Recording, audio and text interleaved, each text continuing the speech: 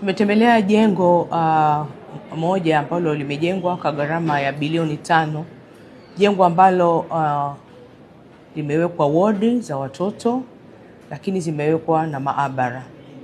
Jengo ambalo baada ya kuisha liliwekwa vifaa vya gharama ya bilioni 7 na serikali ya awamu hii ya 6 inayoongozwa na mama yetu Daktari Samia Suluhu Hassan.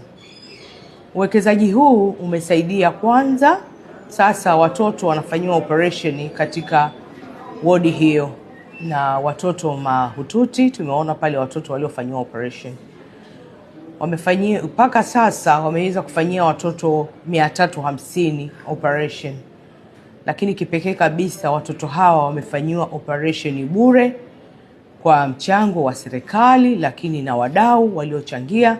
Watoto hawa wamefanyiwa operation na sasa wana afya zao nzuri.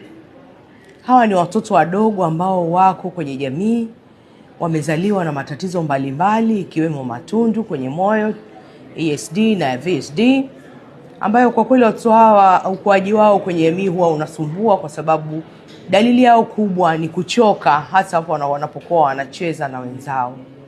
Kwa hiyo nichukue wito kuwahimiza Watanzania wote kwamba sasa operation hizi zipo hapa JKCI.